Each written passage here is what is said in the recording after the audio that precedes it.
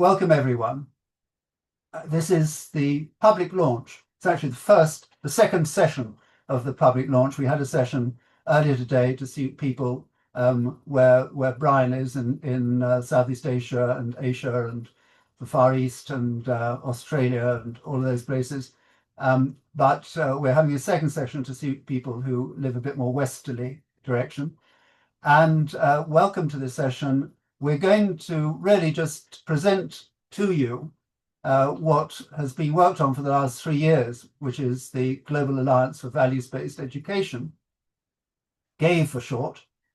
We've been doing a lot of preparatory work, which we'll talk a little bit about, and we're going to now really present ourselves through this session, and more generally after the session, we aim to really now start expanding our scope and our range and our membership, and really get we've spent 3 years working out what we want to do and broadly how we're going to do it, but to actually carry out what we want to do, we really need more people on board, more skills, more expertise, more breadth.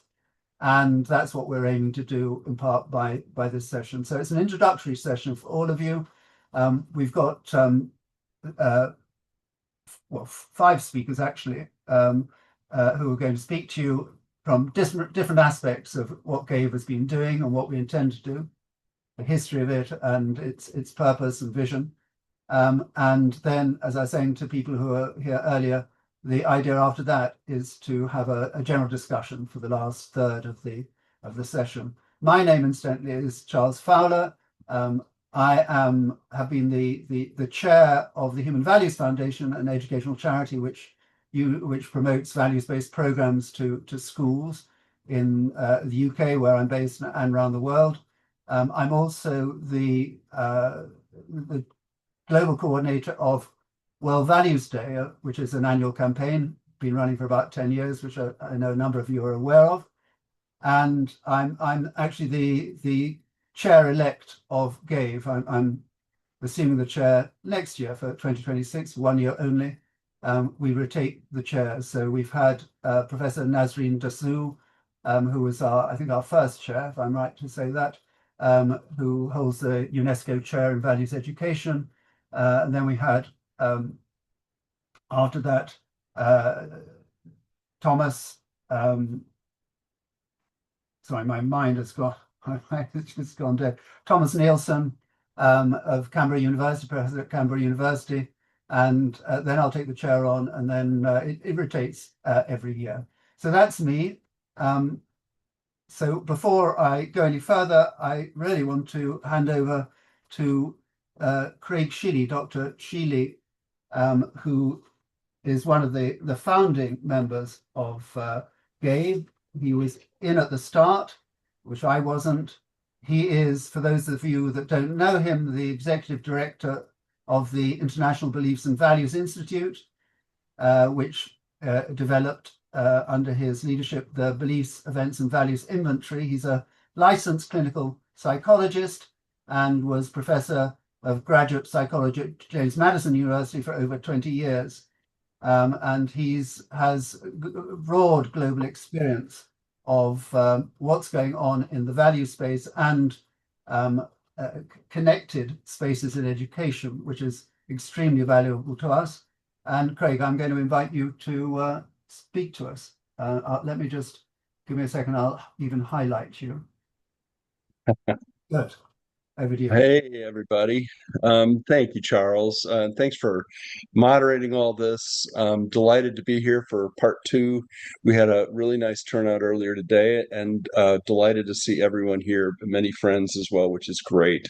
As Charles indicated, this launch has been a long time coming, quite frankly. And I'm delighted to be here. So my task is really to help give context. Why did GAVE happen? And I know from a lot of experience, from meetings we've all had, countless meetings really, projects, discussions over the years, that the biggest problem we values-based educators, scholars, practitioners, students, and leaders have, and when I say that, values-based, I'm referring to people who may not necessarily know that they are values-based. But in fact, several of the folks on this call, as the one earlier today, are doing this work in the world. And part of our job task as an organization is to help us understand the values-based nature of the work that we do, even if we're not altogether clear on that all the time. So our biggest problem, our biggest challenge is we don't have an international, interdisciplinary, and member-driven organization, professional organization for us all, which is focused on values and values-based education, research, and practice. We pay a price for not being organized. First, we lose the opportunity to influence pedagogies, programs, and policies. And second, we aren't learning from and helping each other. We end up doing what we do in relative isolation from one another with limited ability to scale up our work exponentially by coming together like this. Those are among the fundamental reasons we need the Global Alliance for Values-Based Education. Certainly, there have been many leading lights, including those in this meeting. We could note the indispensable work of Terry Lovatt, Ron Toomey, Thomas Nielsen, the Australian Values Education Initiative, the work of Neil Hawkes, who's on the call today. You're going to hear from him, a pioneer in the field of VBE who has been doing this work for as long as anyone. Charles Fowler, whom you've heard from, leading the remarkable World Values Day Initiative, now in its 10th year. David Rouse, who's here with us today, has been doing excellent values work for years and is helping us with key aspects of setting up our organization. I'm pleased, very delighted to have Nazreen Dasu with this movement. She spoke to us earlier today, the UNESCO Values Education Chair. Stellar researchers like Shagufa Kapadia, Chris Atchison, my friend and colleague, you're going to hear from her in a bit, and Jennifer Ma. Others here today, such as Darshan Narvaez, Hasina Ibrahim, didn't know I was going to call you out, did you? You're here, which is wonderful. And Rana Swanti Farmer, without whom we likely wouldn't be convening here now. For they and their 2022 conference in Australia on Education with the Heart are responsible for giving inspiration to GAVE. So the best part of this process over the past 3 years has been talking with so many of you all over the world who are doing extraordinary work on values, broadly defined. Many of you are old and now new friends, colleagues, and collaborators. From hundreds of dialogues and sources of input, I know there is a deep and wide consensus that we need this organization to learn who each other is, what each other is doing, and to serve as multipliers to one another and catalyzers of our values-based work and aspirations. As in doing so, as our bylaws specify, and the Charter Steering Committee of GAVE was very clear on this point, GAVE needs to be owned by no one and belong to everyone. This member-driven organization flows from the ground up through 7 dynamic committees who pick their own leaders, and then the committee leaders pick the leaders of GAVE. And we all work together on the steering committee, which is designed to be responsive to our members and all they wish to pursue. So here's our chance. Join GAVE if you haven't already. Get involved. Join a committee. Let's make this happen. The foundational infrastructure is built. Let's create an organization for us all to get our work out there, as it's clearly, as we all see, clearly more needed than ever all over the world, not only in schools, of course, but in organizations and systems, in our communities, through our research, through grants, policy work, and international convenings we hold together. Along the way, and in conclusion, I suggest we avoid getting distracted by the daily noise all around us and focus with persistence and clarity on what we know deeply and do well all over the world as scholars, educators, practitioners, students, and leaders.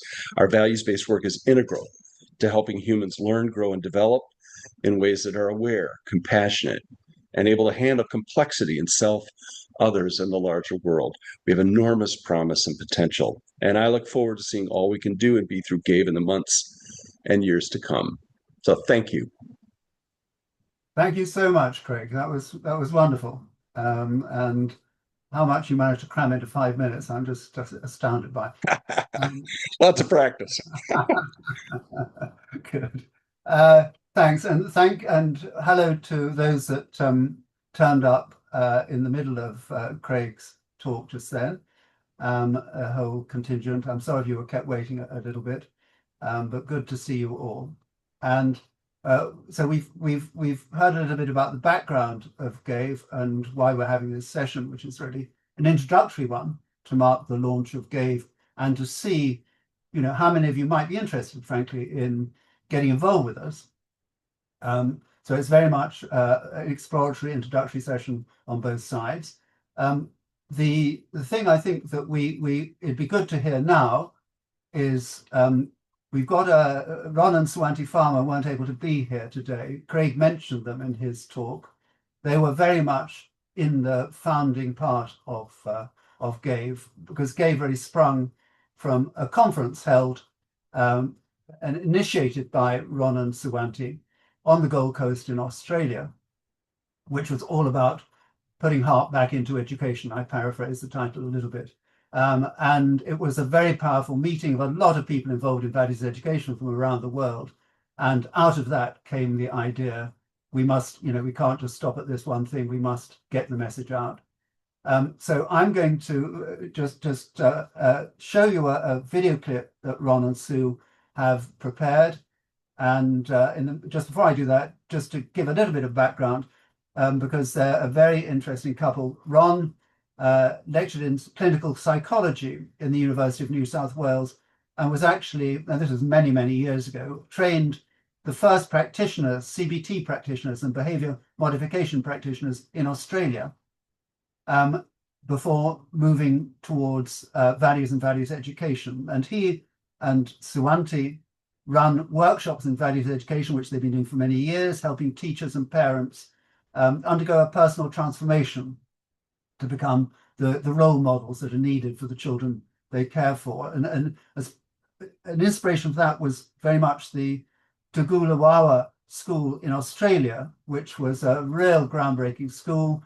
It took in boys who've been kicked out of mainstream schools and provided for them a free full-time values-based education, which was remarkably transformative. And I think those who were at the conference were able to get some taste of that work there. So I'm going to now share the screen. With luck, we'll get the, here we are, and looks rather black, the screen. Oh, good, it's coming up.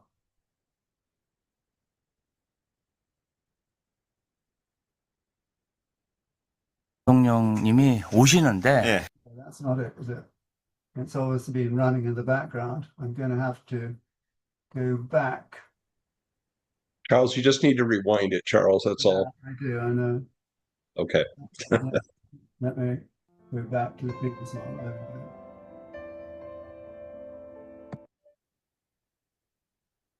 There we are, that looks more promising. My name is Ron Farmer, and my wife Swanti. Swanti in particular was feeling that there's a lack of heart in education. The fact that the people who in publications were referring to the heart, there didn't seem to be any coalescing of coming together of that. So Swanti had this idea that we should have an international conference so these like-minded, amazing people could all come together. We both have been involved in value-based education since 1986. We strongly felt that it was time for all of us to come together to highlight how vital it is for the heart to be brought back into education. We did the summit in November 2022 on value-based education, at which eminent speakers gave their uplifting and heartwarming talks of embracing education with the heart. The summit was a resounding success, giving us all great hope for the future of value-based education. When we look at education worldwide, we see that the focus is almost entirely upon academic performance. But what this means is that we run a big risk of graduating clever scoundrels, that so many people who've come through the education system really don't have much of a moral compass. We need clever people for sure, but we don't need clever people who don't have a conscience. From the beginning, we've always felt what's lacking in the school system, any focus on spirituality. Certainly there are religious-based schools, but they tend to focus on one religion. And we felt that what the world needed was citizens who could recognise that all roads lead to Rome. The language we tried to use is one which is acceptable not only to all faiths, but also to agnostics and atheists, so that nobody's left out, because we're really all on the same road. Most people are open to the idea of some form of higher intelligence which is organising and running the world. You can call it God or a higher intelligence or something is behind all of this. We don't have to get hung up on the language. Something is making this happen. Something's organising all of that. It's not just an accident. There's a saying that says the stars shine brightest on the darkest of nights. The education system in most countries in the world, it's lost its moral and spiritual direction. And so GAVE is in a position to provide this. And I think people worldwide are ready for it. The teachers have to recognise that their responsibility is to engage in an ongoing self-transformation so they become truly loving beings. And every child in their class feels deeply loved. One of the things I say to them, look, inside you is a diamond. And this diamond's covered with mud. Mud is your anger, sadness, depression, your fear of other people. We're the people going to help you wash away the mud. We can no longer depend just upon the parents to do this. And if this is the foundation of education, all else will go well. As the teacher changes, the children will change. It only takes one person with a blazing light to lead the way, and everybody else can follow. That's our hope it gave. We started with a summit with the title Embracing Education with the Heart. And that's the role that GAVE is going to play. With courage, focus, with open heart, and look for the good in everyone to make the world a better place, not for ourselves, but for everyone as a family, as one family.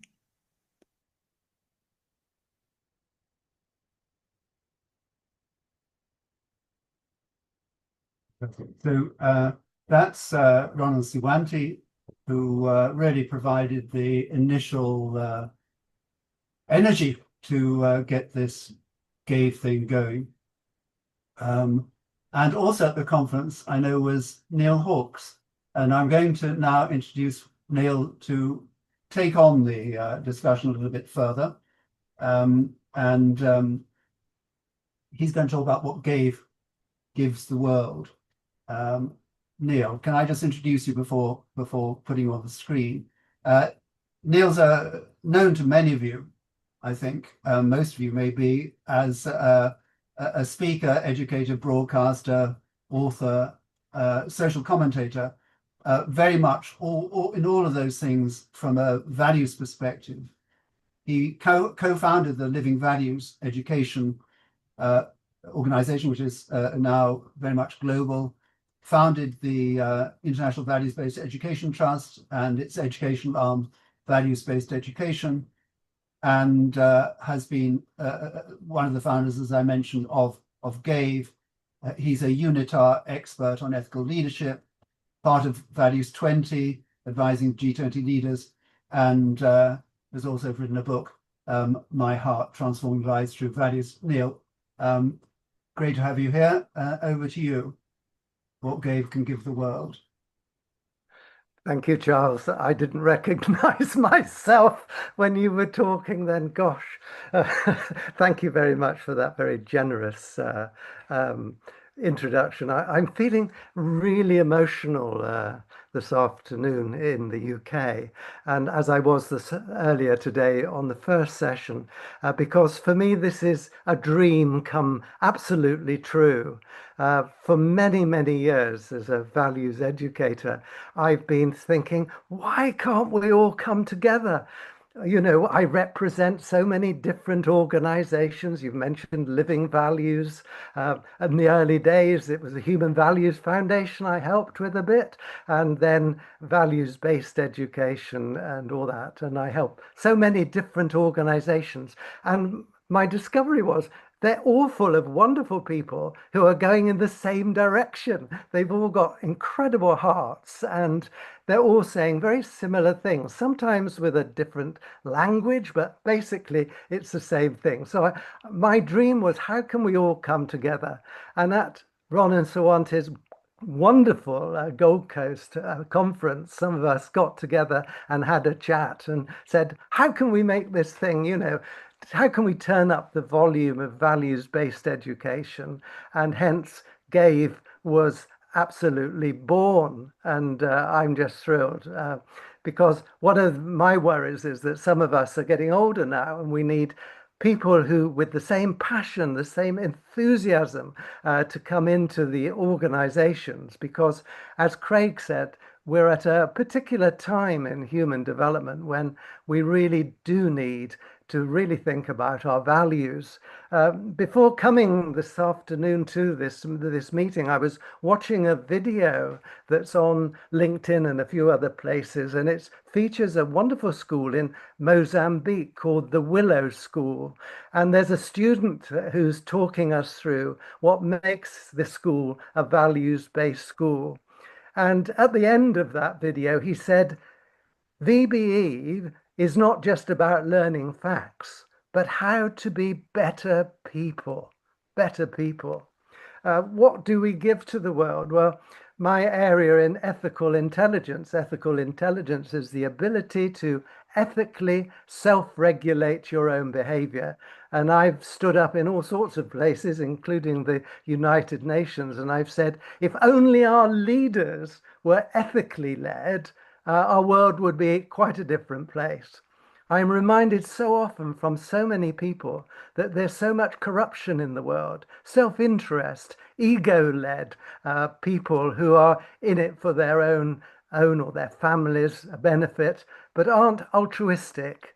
Values-based education develops altruism, altruistic agency, that ability to get out there and make changes.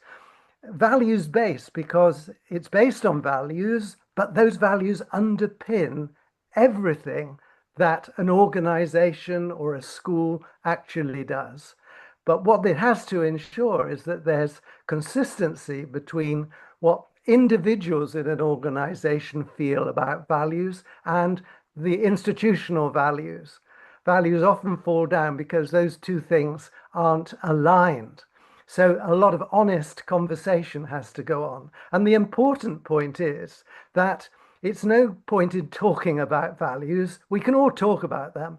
It's being a courageous advocate and training yourself in all situations that you will act altruistically and morally, no matter what happens. So you need to develop, as Mary Gentili says, a muscle, a mental, ethical muscle that in any situation you put to use. So what can GAVE give us? I think it gives us a collective voice, a thriving community. It raises the profile of VBE so that we can talk to governments.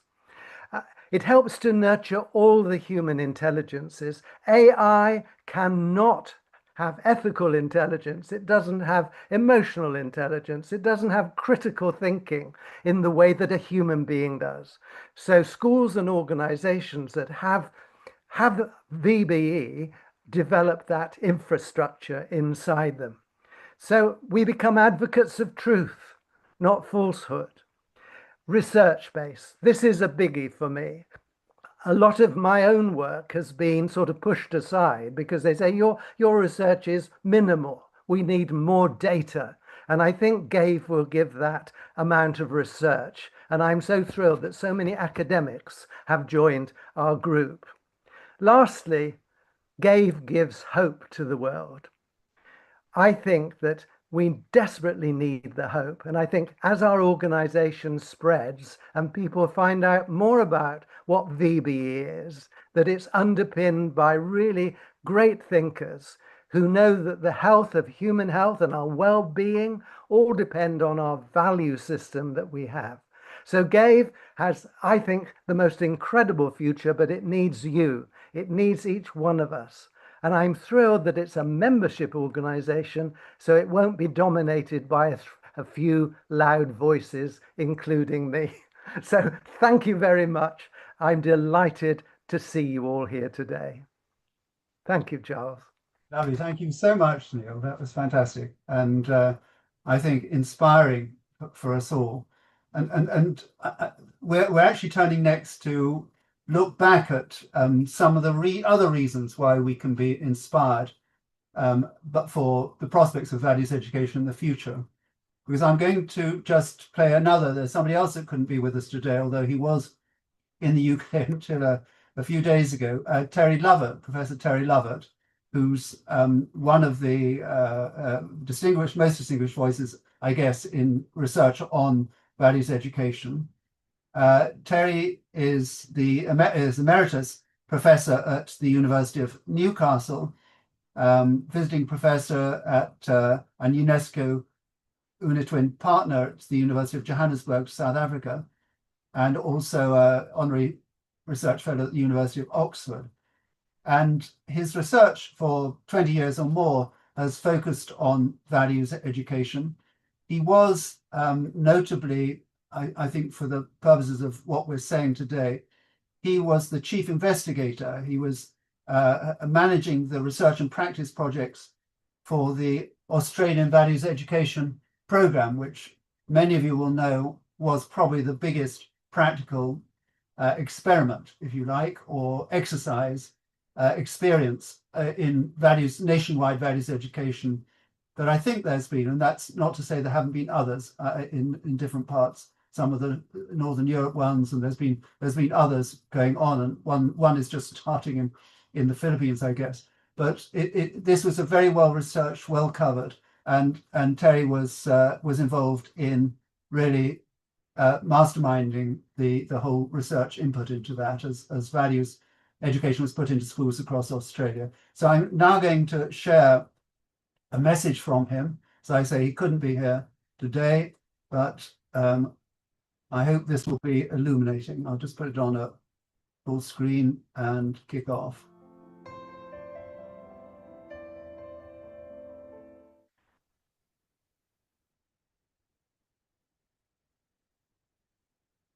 I think there's lots wrong, but just focusing on one thing that I think is enlightening. Fred Newman from Wisconsin in his research concluded that the school could have the most highly qualified staff, the best resources, the most robust policies, aims, goals, directives. But if students didn't feel cared for, safe, secure, and trusting of their teachers, then something invariably went wrong. The same message came through in a research study into over 300,000 students being asked what mattered to them most about their teachers. Number one was that their teachers cared about them. Two, they trusted their teachers. Three, their teachers made teaching interesting. And four, their teachers were organised and had good control. Modern educational neuroscience shows the importance of having the brain in the right emotional space, safe, secure, and caring space. But what do we tend to get from education systems worldwide? All the talk is about performance, outcomes, testing, measuring, and standardise this and standardise that. Education's first and foremost about relationships, positive relationships. If we get that wrong, then something will go wrong. And it has. Stats on student disengagement, including school bullying, are worse than ever. Teacher burnout and attrition, you name it, we have a problem. My vision comes largely from my experience in the Australian Values Education program. We prioritised the relationships between teacher and student, student and student, school staff and students, even the relationships between the school and parents and the wider community. We talked about the importance of respect, trust, care, responsibility, acceptance of difference, forgiveness, etc., etc.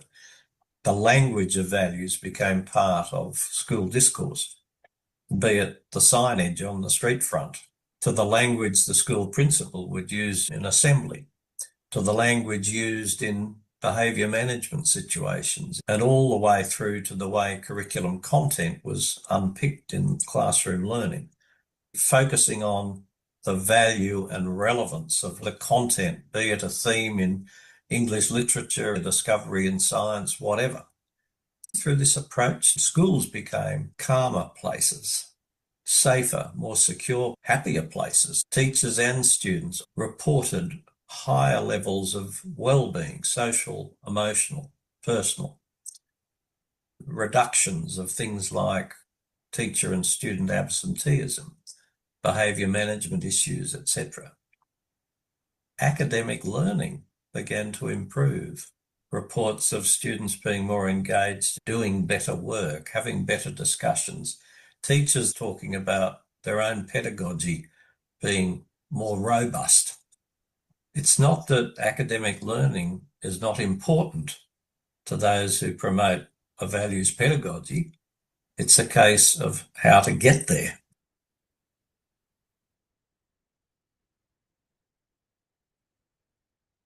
Teacher education's a massive issue. Its history is of being more reactive than proactive. We started to do it in the later days of the values education program, courses forming within teacher education around the country. Sadly, the minute the values education program itself was wound down and out, those courses started to also wind down and out. I think most other professional programs do a better job than we do in education. The average medical education program ensures that student doctors are given the latest research and come into the profession with fresh ideas. I don't think enough of that happens in teacher education, but it should. It's a challenge to hold people together around some sort of vision when they're coming from different research traditions, but I think we'll be stronger if we can include rather than exclude. We've got a huge battle to wage. We can't afford to be divided unnecessarily.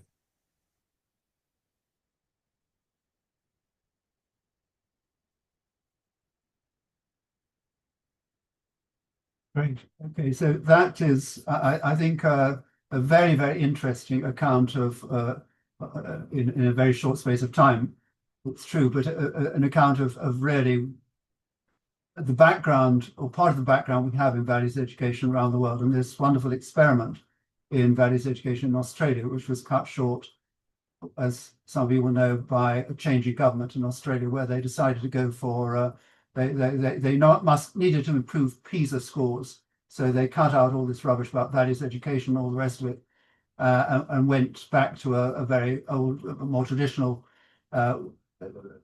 approach to education, as a result of which PISA scores, as Terry has observed in another place, PISA scores actually went down rather than up, and they lost the wonderful opportunity that they had. I mean, not totally lost, but the last 13 years, that hasn't it really hasn't returned to that educational system. We're hoping will one day. So to continue this theme of looking back at where we've got to with values education, how it's developed, and the research that's been produced on it, I'm now going to invite Chris Aitchison-Clare to join us. Well, sorry, she's joined us, but to talk to us.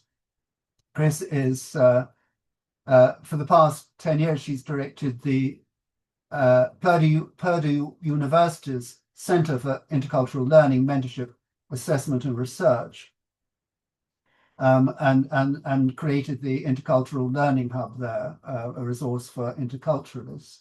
And her research broadly focuses on the assessment of intercultural competence and transformative learning. And I'm going to hand over to you, Chris. Let me just see if I can find you on this list and nicely spotlight you for everyone. Thank you. So I'm here to talk to you about some of the research that's been done in values-based education. And in this project, first of all, let me say I'm not just reflecting my own personal brilliance in talking about this research today. This chapter that I'm providing some insights from. It was actually written by a very large group of probably 20 folks, and so I'm reflecting the collective brilliance of the group there. Um, but this chapter, which was actually called "Demonstrating the Value of Values-Based Education: What We've Learned About Learning," from specifically one instrument, the Beliefs, Events, and Values Inventory.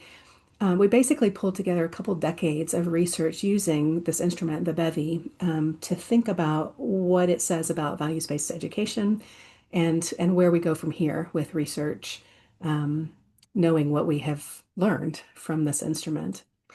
I should say that the research with the BEVI conceptualizes values-based education in a very broad way, as a type of values-based intervention, which also includes a very wide range of types of learning experiences and activities that go beyond the traditional classroom, that go beyond structured school settings, and include really things like environmental education and education for sustainable development, gender sensitivity training, international and multicultural education, leadership development, even things like mental health clinician training. And it's not just about educating children, it's also about adult learning as well.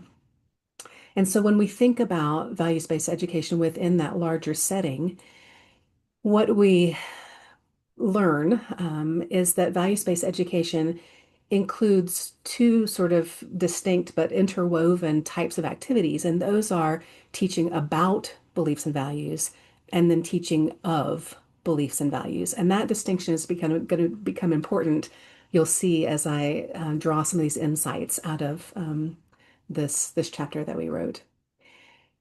So, just a quick mention of what this instrument is about. The Beliefs, Events, and Values Inventory is a mixed method instrument. It's quantitative in the sense that it is a psychometric instrument that has 185 items that people respond to, and it also collects qualitative data for 3 open-ended responses. But this instrument basically identifies patterns across groups, between groups, within groups, and at the individual level gives participants themselves who take the BEVI and also anyone who's working with them a sort of picture of what their values and beliefs are, especially in comparison to other people. So that can be really important formative work. In other words, it's not just an instrument that gives us information about cross-sectionally where people are and longitudinally where they grow to, but can be instrumental in the process of growth itself as an actual learning intervention and not just as a tool to measure beliefs and values. So a couple of key insights that I just want to highlight from this research project. First of all, the BEVI makes it really very clear that people's values actually can be measured and that we can see patterns emerge in, for example, values that you would expect to be different when you look at people who come from different cultural groups. That shows up on an instrument like the BEVI. But also within any particular demographic group, we see really important distinctions emerge on this instrument that highlights how people get structured differently by the experiences that they have and how they respond to those differences. Basically, in a process of getting their needs met, they are structured into a particular value system. And when we see the results on the BEVI, what becomes clear is that that structure of the self becomes really important in determining how we interact with other people, how we interact with the larger world around us. And we can actually predict, using an instrument like this, how people will behave and what choices they'll make in their work, in their relationships, in their lives. And we can also see how those patterns of behavior will change over time in response to learning interventions such as values-based education. And I think one of the most important insights to me from this work is that we have to be super intentional about values-based education, because intentionality actually doesn't carry us very far in this work. When we see data from Bevy research projects, we unfortunately see sometimes that values-based education can backfire if we don't go about it using practices that are effective, if we do things like challenge people's identity without providing support for identity change, if we foster negative feelings like shame that people want to retreat from, then overtly fostering values in a values-based education program won't necessarily work. And it could even create a really harsh backlash from the learners themselves and from other people in the community who react negatively to that pressure to shape values in a particular way. So research has demonstrated for us within values-based education, first of all, the need for values-based education, but secondly, what values-based education looks like when it's done well, and what techniques or strategies we might want to avoid when we're engaging in values-based education or creating learning experiences grounded in this philosophy and this tradition so that we can be more effective. And the bottom line is that we need more of this research. So we need not only more studies, but we also need more ways to talk about and disseminate the knowledge that has already been gained from values-based education research. And to this point, one thing that GAVE is trying to do is sponsor more research and also disseminate more knowledge about the research. So I have recently taken on a leadership role with the GAVE Research Committee. And when we met last week, we decided that we're going to pursue a couple of different options. We're going to be looking for some grant funds that we might be able to use in a pass-through manner in order to fund small research projects to GAVE members. And then we also want to play a role in telling people more about the research that already exists. And so for that purpose, we're going to sponsor a blog project, hopefully on the GAVE website, that will invite any of you today, any GAVE member, and really anybody even peripherally involved with GAVE to contribute a blog post to our blog project. These will be small blogs, 500 to 1,000 words, really targeting a lay audience. So translating either research that has inspired you or research that you're currently conducting and explaining it in ways that really impact people meaningfully and can spread the good word about what's happening in research and values-based education. So you'll be hearing more about that from us via email and the GAVE website, and I hope that you'll get involved in creating more and talking more about research in values-based education.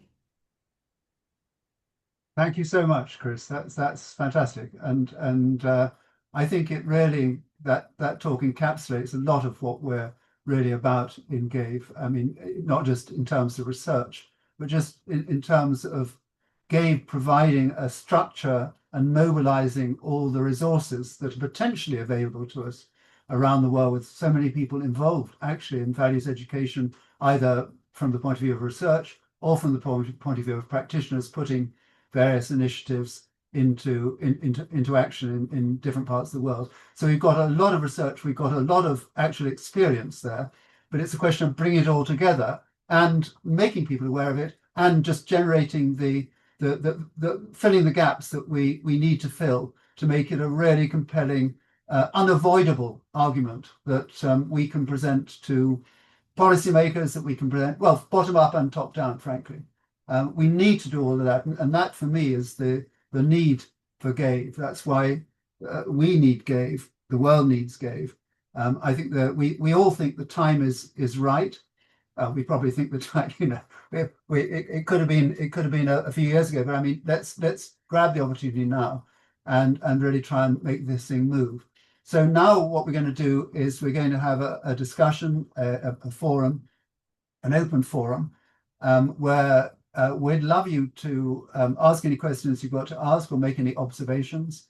And the speakers, the GAVE speakers that are here today can respond appropriately as relevant. So I'm going to just say a couple more words. I think I've probably said enough, but I've said why I think GAVE is needed, and I think that is a sentiment shared by us all. and about our vision, which is to not just be a nice place for us to meet, although hopefully it will be a nice place for us to meet, but we want to actually make things change. We want to change the way that the educational system works as far as we can around the world. Not obviously all in one go, but we need to start making some real inroads. This is urgently needed. The time is right, not just because we're ready, but because, my goodness, the world really needs values education now. So I'm going to throw it open now to anyone. If you've got a question or want to make a comment, please either raise your hand, as Aishwarya has just done, or mechanically, digitally, or raise a real live physical hand if you wish. Aishwarya, yeah, over to you. First of all, thank you for being here. I'm really happy that I was able to join all of you. Thank you, Charles sir, and all of the people who are associated with such a great initiative. And it seems it's a very essential one, which all of you have been collaborating with, because today's world has been very mechanical, and I'm pretty sure that the young ones who are the future of our world should have this sort of value-based inclusion in their education system. So it is really interesting, informative, and I just had a reality check with all of that data that reflecting all the practices that is happening around. As said rightly, we all belong to different cultures and different backgrounds, so we do need this sort of ideas for us to collaborate and connect from human perspective. So as being an online course instructor and also from an performing arts background, I have seen younger ones and many people reflecting differently their values. So is there any way that I could join and be member of this association? Yes, That's absolutely. something that I was... We're keen to, where Craig in a minute will hopefully describe how you can become a member. There's an application process, there's a website. He'll tell you all about it. But just before we do that, and before we move on to Maddie, who's also got a question, David Rouse. All right. You might like to say something a little bit about, because Aishwarya talked about the creative side of education in relation to Yes, values. because it's arts is also again an education, Yeah. which might bring different creative ideas in living. So we would like to bring more of values in that sort of enrichment. So I was just thinking it would So be I'll a ask- great idea for me to affiliate and contribute some little thing that I could manage. So Okay. thank you for giving me opportunity to Thank speak you. and ask. Thank you. Thank you. And so, David, do you have any comment on creativity and the arts as in relation to what we're trying to do here? Indeed, Charles, because of course the arts also have their values, and the values are important, although they're frequently overlooked. And sadly, those values are seen more as entertainment, in the sense that beauty these days is looked on as something out of a pot, or something you get from plastic surgery, or something else which is fairly superficial. I'm a great believer in the 3 a priori of truth, beauty, and goodness. And if you strip any of those out, then there's not a wholeness there, there's not a completeness there, there's not a unity there. And that's one of the things that I think is sadly lacking today. So when we're talking about values, we're talking about human values, and those include truth and include beauty in the sense of, does it all fit together? Does it fit in harmony? Does it fit within me comfortably, and so on, as well as the ethics, all of which are important, and all of which I think if they're not included, they're not part of each other, then you get fragmentation, you get disunity, and eventually you end up with a world which is not dissimilar to the one that we find ourselves in currently. So, yeah, I mean, we're not talking about one part of education. We're talking about education in all its aspects, and as broad and as wide as you can imagine. I think that's an important point, David. So I'll just cut you off a little bit there, because I know there's a couple more people have already raised their hands. But I just wanted you to be able to get that point in, which is the breadth of what we're aiming to do. It's very much includes all that side of education to do with creativity and, as you say, beauty and so on. Can I ask Maddie? Maddie, would you like to make your comment, ask your question? Yes, hi. Can you hear me? Because my video's Yeah, that's fine. Yeah, all yeah, good. yeah. I've joined today because I'm involved with Charles in the UK Values Alliance, and I'm very interested in the importance of values in education, and indeed believe it's probably critical or foundational to societal development in a positive way as we educate and support young people, children, young people, and indeed adult learners. So I'm very glad that I'm here, although I don't work in education, and my children are now finished their education, and I have. But I just wanted to make a sort of observation, possibly a question. Given the overwhelming evidence from, say, developmental psychology and also educational research about the importance of values in education, I've been interested as a newcomer to this particular forum why values-based education has been so marginalized. I know you will all know this because you've been very active for a very long time. But I'm just interested how such evidence-based approaches to values education have been so neglected. Charles, you made a reference to a shift in syllabus across, I don't know if it was global, but certainly in a number of countries that actually moved away and excluded it. So given that, how optimistic are you? I feel optimistic, but how optimistic are you about this movement having the impact it needs, given that trend? Thank you. Yeah, no, thank you. That's a very good question, Maddie. Thank you very much. Given the evidence, given the experience of values education, how is it that we haven't made the impact we now hope to make? And perhaps why should it be different now? Who would like to answer that? I don't know, Neil, Craig? I'll just say a word about that. Yeah. I think we can be more optimistic than we seem. You know, if you take national governments, they often ignore because, as Terry said, they're focused on what they call academic attainment and exams and all the rest of it. But on the ground, you know, I always say one of my claims to infamy is I probably visited more schools worldwide than most people. And as I go around, I see so many schools that, despite the official agenda, they still have a lot of what we're talking about today running through them. So I think we need to identify and celebrate more. You know, I was in a school last week in Birmingham in the UK. It was an incredible school in the most challenging of places. And the staff, because I always say separate people from systems. And there are so many wonderful teachers and support staff who are doing incredible things and are more values-based than you think. Most schools now think about values, but if I switch us over to Sweden and Iceland and Norway and Denmark, which I know quite well, then you'll see heaps of values-based stuff going on naturally in the culture. So often people, as we've said before, don't realize they're doing this thing, but shoving it up to the official agenda is a challenge. But the more we can get people at grassroots to understand how wonderful this work is, then we will influence the politicians, change the mindsets of communities, as I think we're beginning to do. But our organization will do this, I think, more effectively than we've done before.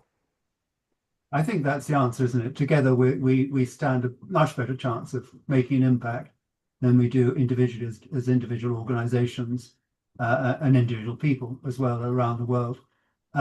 Irina, sorry, yes. Before we go on to another question, I'd just like to add, I think it actually in this moment with AI, there's a lot of scary things with AI and a lot of very real dangers in terms of the educational system. But I think there's also an opportunity because educators, I think, in this moment have an opportunity to define what is truly unique about human teachers. When AI can do a lot of the, knowledge transmission and cognitive kinds of things that traditionally teachers may have been doing. What is it that human teachers bring to the educational system that is so important for actual human development? And the relationship that we've talked about, the character development that is so key to values-based education. These are where human teachers shine.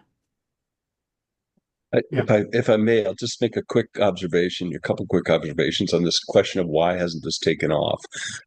I think you're hearing the answers to some of that from our perspective, at least. One of them is data research. We need people to understand what these things called values are. And then we need to show empirically through mixed methods, quantitative, qualitative research.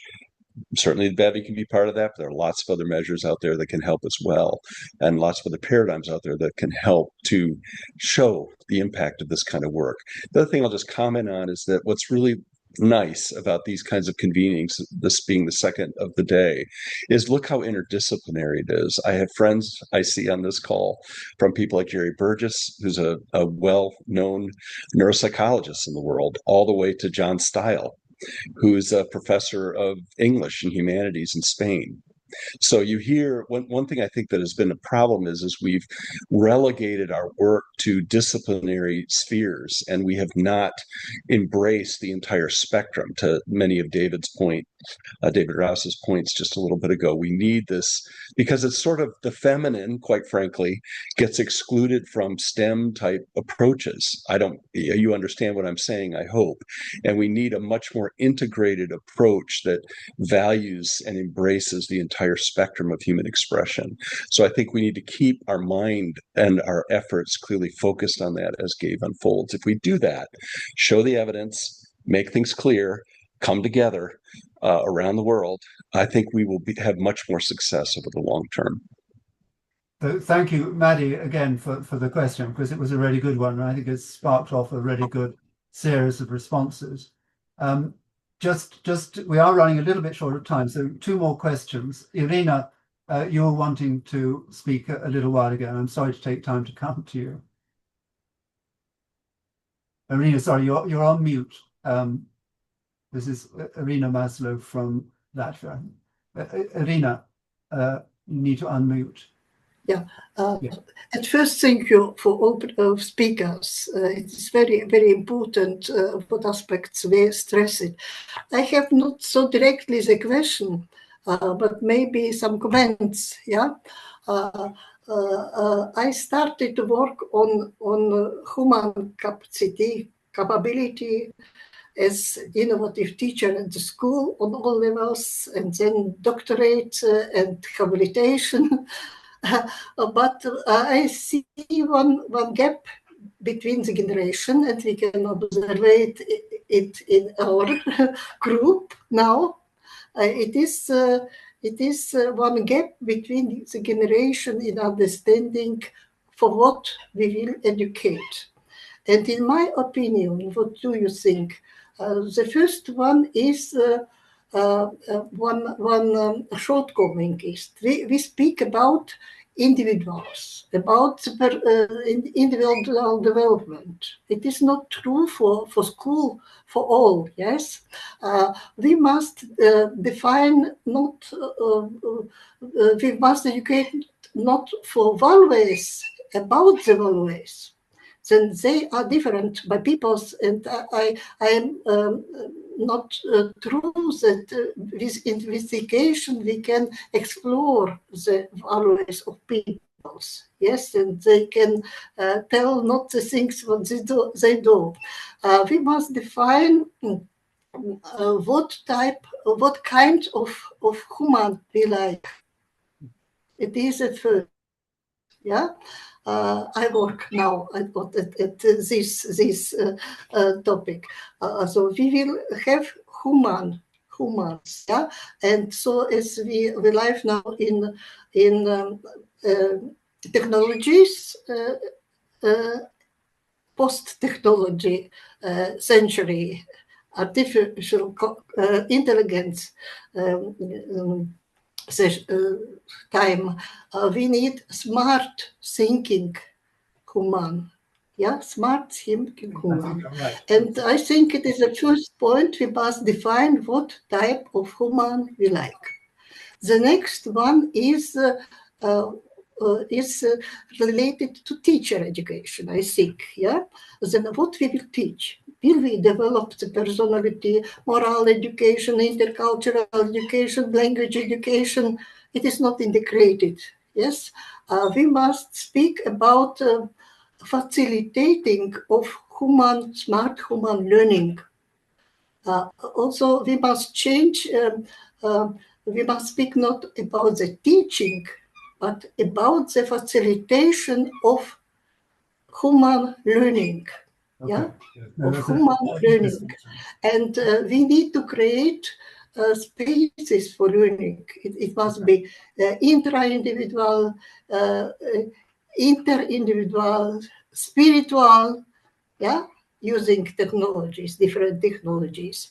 And we must support the peoples to develop himself, yes, himself, and to act for transforming of classroom, of school, of country, and another things. Yeah, that my problem is now we have defined education, but what we see as values, European values, national values, but we must describe the human people as value. Yeah, Okay. human I think, people. Irina, Yeah, I'm going to cut you off a little bit now yeah. because we're running over time, and I think you've made some very, very Thank powerful you. points. Thank you. I can speak 1 week long. No. Yeah, It's thank good. you. What you say is very relevant, and thank you very much. And as I Thank said, you. I'm only cutting you short a little bit because we are a little bit out of time. And I just wanted, before we wrap up, to just hear from Brian Bantalan, who just wanted, you can keep it brief, Brian. It's very good. I don't know how you managed to keep awake so late in the Philippines, but you're here and you're still alive. So over to you. You were going to make an observation or ask something. Yes. Thank you, Charles. This is just an addition to the question of Madi a while ago.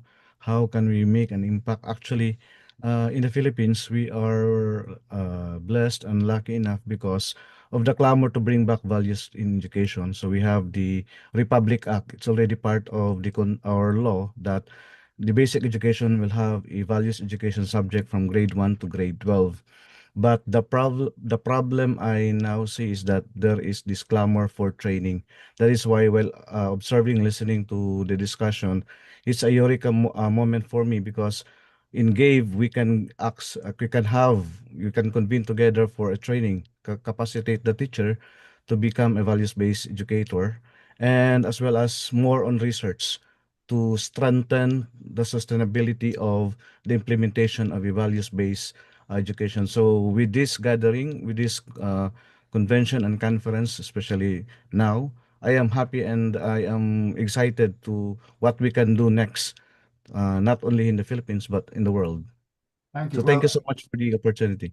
Thank you, Brian. And it is indeed very interesting now that the Philippines does have this. Well, I say now, it's had it for the last, I think, 3 years, a law which mandates the teaching of values education throughout the whole school system, which is quite remarkable, but practical problems to be overcome. Thank you, Brian, then. Thank you, Irina. Thank you, Maddie. Thank you, Ashwarya. And thank you, all the speakers.